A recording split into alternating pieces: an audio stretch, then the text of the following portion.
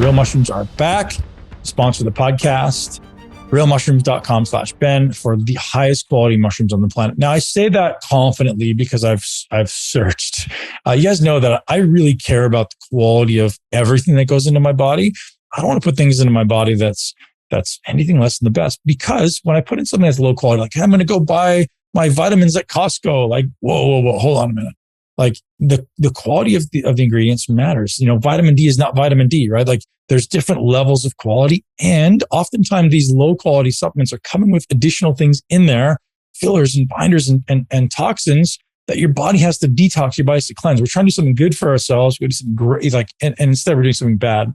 So Real Mushrooms is a vetted, 100% organic, incredibly high quality mushroom company that I've been working with for, years now, since 2000, I don't know, maybe 17 or 18, been around a very long time. And they still continue to come back because you guys support them. So thank you for supporting our sponsors. realmushrooms.com/Ben. You're going to get 25% off your first order and 20% off thereafter. It's so much more simple than you think or than you know. We have this paradigm around muscle building's hard. These people, these quote unquote scientists who are a bunch of college students, say the most you can put on is 6 to 7 pounds of muscle in a year. And the reason I say it's bullshit, this is honest. I was in the lab with these kids. They don't know shit about training. And the most you can put on is 6 to 7 pounds a year. If you watch these guys train, they have no idea what they're doing. So they would call me into the lab to go, hey, could you oversee our research and see if we're doing things correctly and we're considering all the variables? And I'm like, no, you're not. So let's look at some actual protocols at work. So we did one 6-week protocol. The average weight gain in 6 weeks was 13 pounds. Average, that was 30 people. Lean muscle mass gain in 6 weeks was 13 pounds in 6 weeks. And so we're like, okay, what are all these studies that say, hey, it's only 6 to 7 pounds a year? This is all natural people, by the way. And we did that, I think it was 2013. So I wrote the 6-week protocol. We had 30 people in the lab. We had 60 people, 30 people in the lab doing my workout, 30 people doing their own workout, just kind of a control. And so we verified that this protocol was just exponentially more effective than anyone else's. And I'll walk you through what we did. Or maybe differently, I'll walk you through what I think you should do, and then I'll tell you what we did in the research study. Ultimately, the body adapts to force, right? Forces being applied against the body is what the body adapts to. You guys need to realize that, right? So there's nothing miraculous about specific exercises. There's no right exercise, no wrong exercise. There's simply force application. So it's important to know that. And then exercise selection and ultimately execution is what determines how the body is receiving force, right? So exercise selection, like what direction is this thing being applied against my body and in what amplitude? So we have amplitude and we have duration. That's kind of it, right? So if I go, okay, well, I have amplitude and duration of this force being applied against my body. And then I have my body's ability to kind of set up relative to that force being applied against my body. So I'll explain what this means.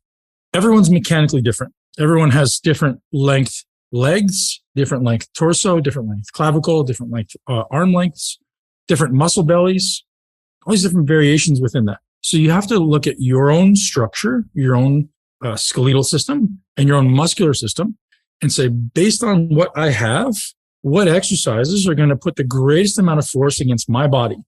So how much can I ultimately apply against my body and how much can my body tolerate and in which way? And so the foundation of all of this that people just miss is like force. Like force is an external means of implying resistance against my body. And then my body responds and replies with force being applied against the resistance, but in the means of tension or in the mechanism of tension, right? So create this end-to-end pulling of two, or basically a muscle on two bones. That's really all exercise is. Now that maybe is convoluted and not specific, but really here's what I want you guys to know. Every muscle has two ends. And when you find those ends of the muscle and you realize all this thing does is pull this one closer to here, this one stays stable and this one moves closer. And I have to do that with as much force as I possibly can over time, amplitude and duration, right? That's the only two variables we have in exercise, amplitude and duration, right? That's it.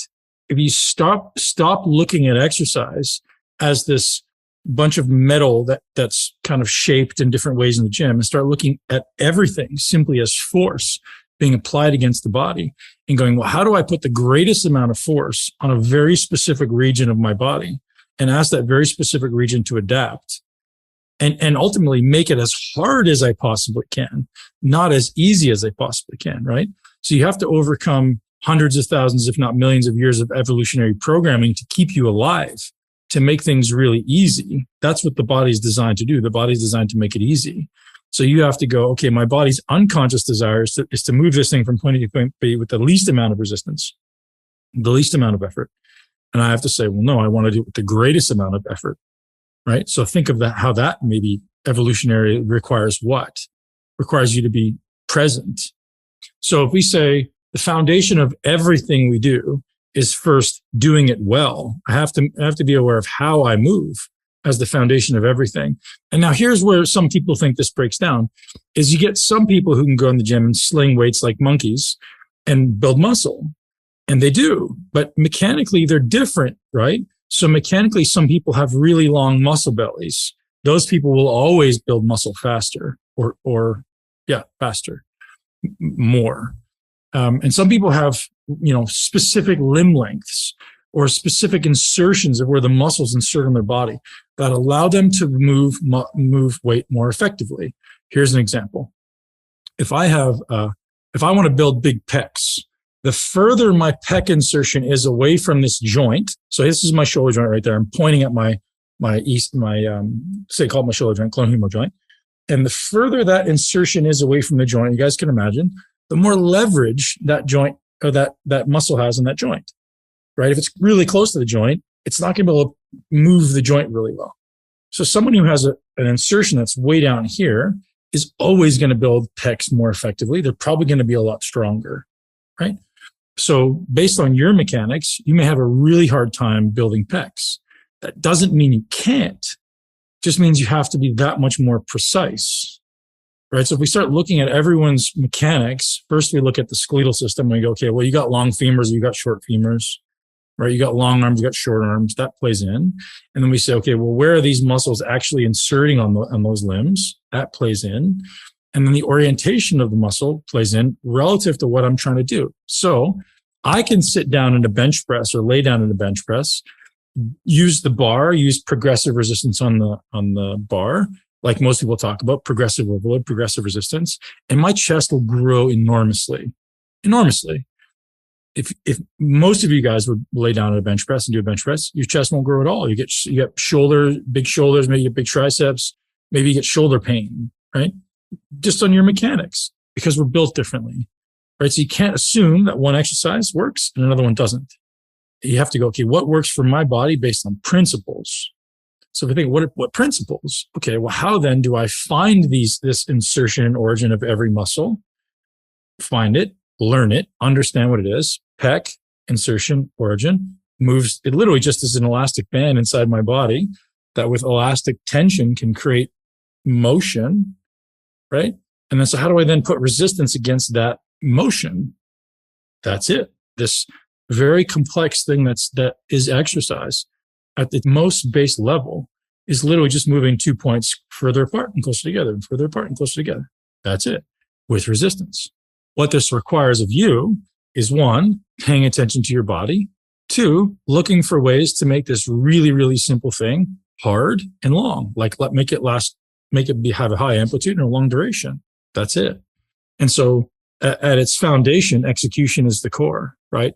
And then on top of that, we start looking to create variations within our amplitude and duration. At the foundation of everything we do, let's assume we're going to put that aside. You guys all do everything really, really well. And if you don't, start spending time with your coach to master it. Because guys, I'll tell you what, like playing the piano, if you just learn how to do it, if you take your ego out of it for 1, 2, or 3 months and you just practice, it's so much more effective. It's unbelievable how much results you can get if you just learn how to move correctly, right? Some people get it quickly. Some people get it slowly based on a number of factors that we can talk about if you like. But in general, if you just practice consistently, you will get it. You'll figure it out. Mechanically, some exercises may not work for you, right? You can't be attached to, I want to be a world-class squatter. You may not have the leverage. So you have to be attached to, I want to build this muscle. I'm not attached to doing squatting or deadlifting or bench pressing. Be attached to, I want to build this muscle. I want to challenge this muscle, right? So that's the attachment we should have. I mean, if your goal is to transform your body, be attached to the outcome, not necessarily the path, right?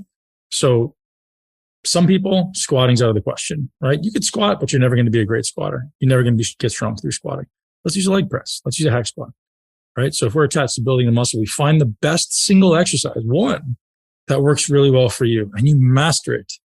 Master it. Do it 3 times a week, right? Truthfully. So when you start in learning something, if you're going to learn the piano, which is the reference I always use, and you practice once a week, how quickly are you going to learn? If you're trying to learn Spanish, and you practice once a week, how long is it going to take you to learn? You're going to be doing it for 10 years and you're not going to learn anything. Because every time you come back to that weekly session, you have to relearn it. You have to what did I learn? Do I remember? Did I do it correctly? Do it 3, 4, 5 times a week.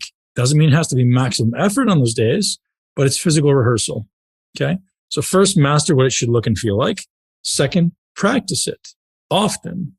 Here's 3 letters I want you guys to remember forever on every exercise. 3 letters. S, S, I. That's it. Set up, stabilize, initiate. So you just set up my body in the proper anatomical position to ultimately oppose resistance. So if the squat is pushing me down, I have to get under the bar. If I'm doing a bench press and I'm laying on my back or the bench press is moving down, I get under the bar and I position my body in a way that the muscle I'm trying to train is most capable of doing the work. So what does that look like? So if I were to do an overhead press, the muscle that's on the top is most likely to do the work. If I do a slight incline, now it shifts to here. If I do a big incline, now it shifts. By shifting my setup relative to the resistance, I change the muscles that work. Yeah, makes sense? So by adjusting my posture, by adjusting my relative position, I can completely change an exercise, right? So instead of mindlessly doing shit without thinking about it, simply ask yourself, what am I actually using to move this resistance? Resistance in the gym is relatively consistent, right? Bars and dumbbells move down. That's pretty easy to see.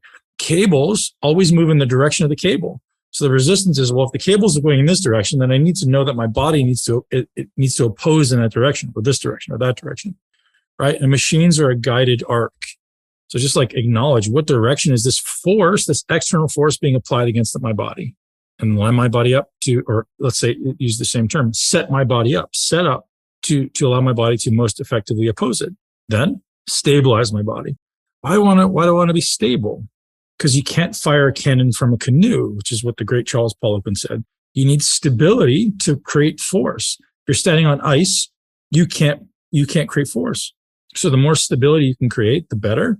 And that's literally a graded thing over time, because your ability to generate force when you're using 10 pounds is very different than 20, they're very different than 40, right? So stability can be generated in 2 different ways. It can be generated internally and externally. So internal stabilization is what? My body. Squatting, 100% internally stabilized. Learn to stabilize your body from the inside. Hack squat, externally stabilized. I can push into the floor. I can push into the pad. I can push into my back. I have these external things that I can support myself with. So internal and external stability are both opportunities for you to increase force production. It may sound like external stability is better in general for increased force production, which technically it is if you're only thinking about one muscle. So if I want to improve maximum force output on a quad, then I'd probably want to use a machine, right? Probably get in a hack squat or leg extension. Because I'm so externally stabilized, I can produce tons of torque with that muscle. But the goal should be to be able to produce equally as much torque or force without external stabilization.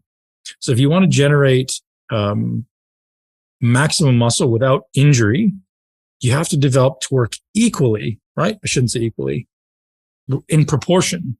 It's never equal, right? But it's like in proportion, meaning here's the best example. I can predict injuries like this. There's a very good friend of mine who tore his pec a couple of years back. And I literally said to him 4 times. I was like, dude, stop fucking doing that. If you keep doing it, you're going to tear your pec. You're going to tear your pec. You're going to tear your pec. Tears his pec. Why? He had zero ability to stabilize internally, and he was stupidly strong with external stabilization. He would use 6 and 7 plates aside on a chest press or a machine, right? But then you ask him to do dumbbells, and he's like this. I'm like, dude, you're going to break. He's got no internal stabilization. He had no range of motion at all. He gets in these machines and he's super strong. He would do 10 plates aside on a hack squat, 2 plates on a squat, 2 plates. I was like, dude, you got to stop. You have to stop, because the differential between your ability to generate force out of muscle and your ability to generate internal stability is too great. So we don't want those things to become too far apart. So when people talk about, should I use machines or free weights? Answer, both, right? Both. In what proportion? I don't know. It depends on the goal. It depends on the season, right? So for me in the off season, I'm going to use a lot more free weights because I want to develop internal stability. When I get closer to a contest, I'm going to use a lot more machines because I want more force output. I want to burn more calories. I want to build more muscle, stimulate the muscle, burn more calories, right? So for me, that's externally stabilized, and it's much less demanding on the nervous system. As coaches, man, like you can send me a photo or a video of you walking, and I can tell you the exercises you do best and the exercises you don't do best. You could send me a photo of you just standing there like this. You don't have to move. And I can tell you exactly what exercises you should do and what you shouldn't do, right? Coaches do that naturally without you knowing it. So the more stuff that you send us, the more accurate we can be, right? You could literally just take your shirt off and go, hey man, show me what you look like. I can go, never do this exercise again, never do this exercise again, do this, this, and this in 15 seconds. So we just do it unconsciously. And this is something that coaches and I work on kind of often, is like, how do we improve execution? How do we understand mechanics? How do we understand anatomy? Our coaches are very good at that stuff. Let's say I pick 4 exercises for you to do, and you do those same exercises for the next month. We'll see how your body develops. And based on the development patterns that the body lays down, the muscle development the body lays down, then we'll choose different exercises to make sure you're developing in a balanced way. So I always talk about like this progressive narrowing toward a worthy ideal. So we may start with exercises. I'm like, I don't know, I think you didn't do these well. I'm not really sure. We'll either watch you do them, which we do, or if you'll do them often enough, and then we'll go, okay, I didn't do what I wanted to do. Let's change, right? Because you can't see how the body adapts to an exercise in one session or even 1 week. Sometimes takes time, right? So there's levels to how we kind of approach it. But in general, we're all very aware of how to select exercises for most effective results.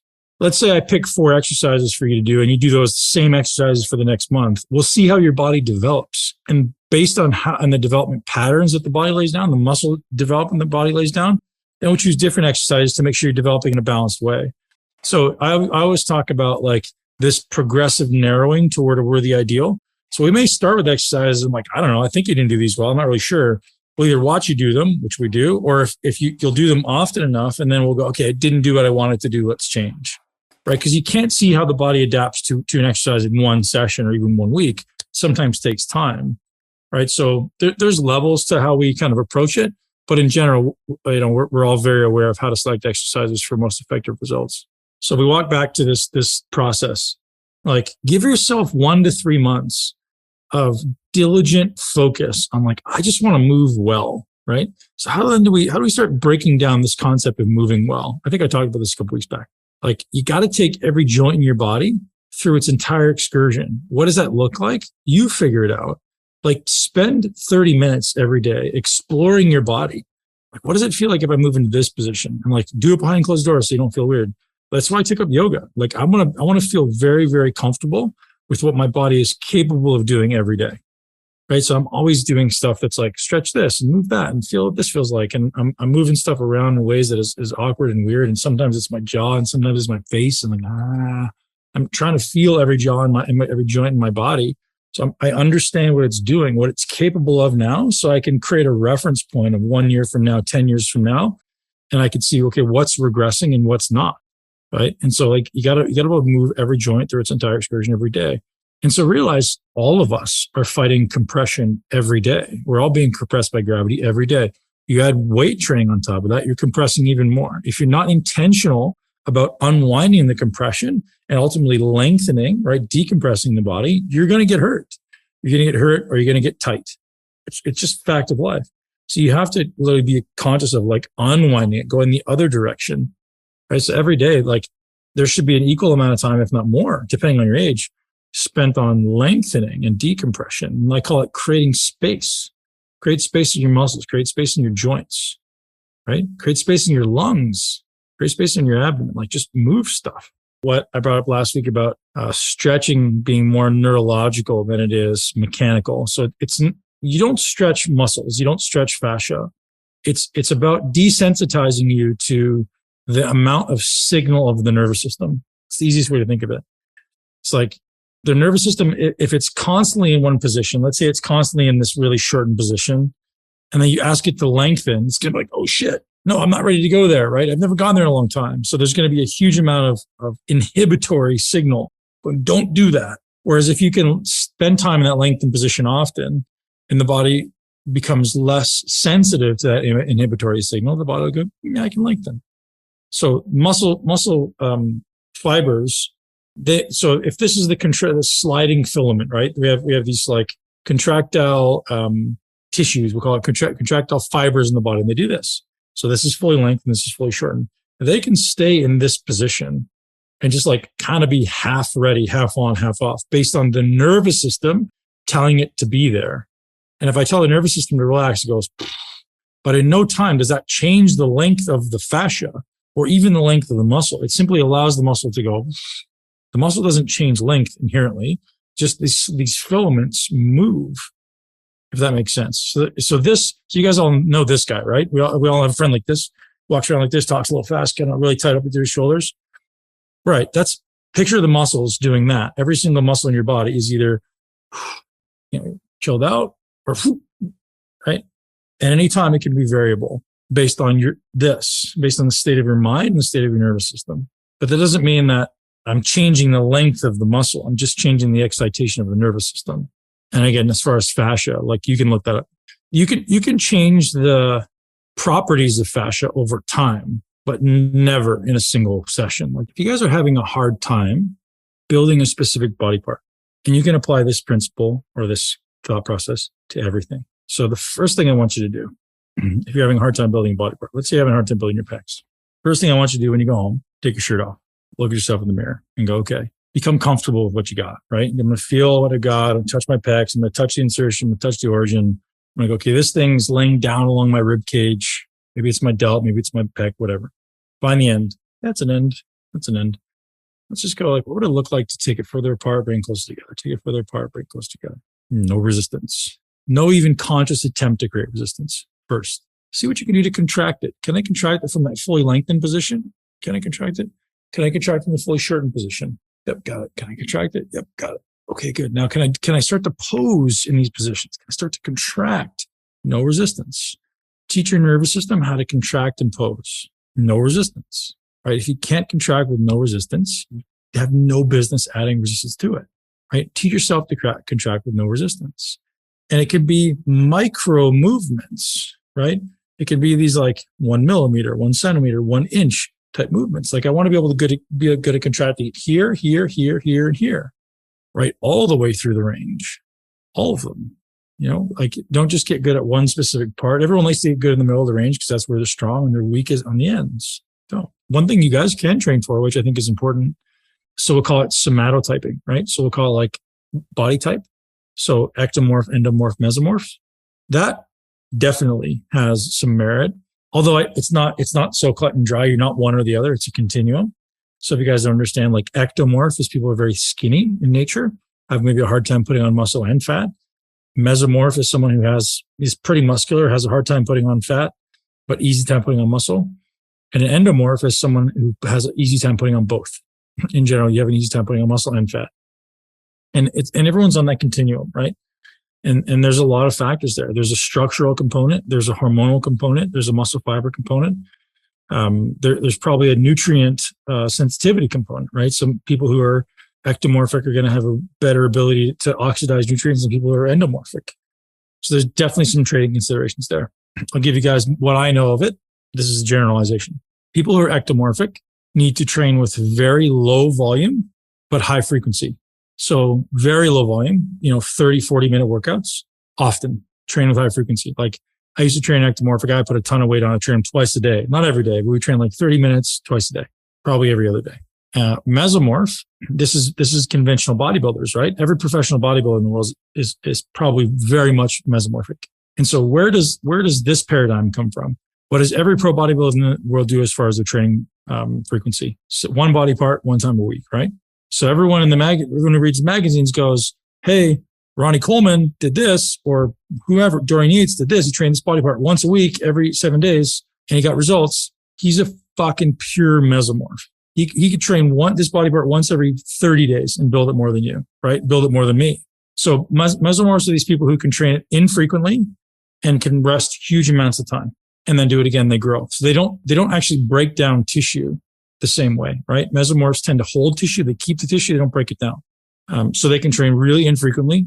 Low volume, relatively low volume, and low frequency. Whereas ectomorphs got to have high frequency because they have a high burn rate. They burn through muscles really quickly. So we got to have high frequency. So you're constantly getting that stimulus of muscle building. And the other end of the spectrum, which is endomorphs, people who tend to be a little bit bigger, a little bit more fat retention. Those people typically want to train very high volume. So they want to do long duration workouts because they need to burn through those calories. They need their body to kind of like rev up, get amplified, and burn through calories because their body's very slow at burning calories typically. Right. So we use the workouts both from a stimulating perspective and from a caloric expenditure perspective to optimize hormones. So that's kind of the swing, and realize no one's black and white, right? It's always gray. It's always somewhere in the middle. You guys could probably extrapolate some stuff from there. I'll give you an example of how I trained during my career. I was often quoted as being the only guy who did high intensity and high volume. So a guy like Dorian Yates or Mike Menser, if you guys know these guys, these are guys who would do like one set to failure kind of guys, right? It's the high intensity method. That works for those guys for sure, but they're pure mesomorph. If you've ever met Dorian, the guy's just carved at a stone. He's just pure muscle. He couldn't put on fat if he tried, right? Pure mesomorph. So one set per body part for him, or one set per exercise works wonders. That's great. You give that to the average guy, he's not going to grow at all, right? Can't produce the neurological intensity, can't produce the psychological intensity, certainly doesn't have the ability to retain muscle the same way any other people do. Right, the way Dorian does. So very specific consideration. So for me, I would do super high intensity, like really, really heavy, and I would do tons of volume. Sometimes the workouts would be 2.5 hours because that just worked for me. And it allowed me to eat more food, which is a good thing for me. And I just grew. So then sometimes I do those two workouts twice a day. I do 5 hours of training some days. I just grew. The more I trained, the more I grew. Right? So yeah, everyone's different. Thank you so much for tuning into Muscle Intelligence. If you enjoyed today's episode, please be sure to share it with at least one person you know. Make sure you're subscribed so you never miss an episode. This podcast is for information purposes only. The statements and views on this podcast are not medical advice. This podcast, including Ben Pakulski and the producers, disclaim responsibility for any possible adverse effects from the use of information contained herein. Opinions of guests are their own, and this podcast does not endorse or accept responsibility for statements made by guests. This podcast does not make any representations or warranties about guest qualifications or credibility. This podcast may contain paid endorsements or advertisements for products or services. Individuals on this podcast may have a direct or indirect financial interest in products or services referred to herein. If you think you have a medical problem, consult a licensed physician.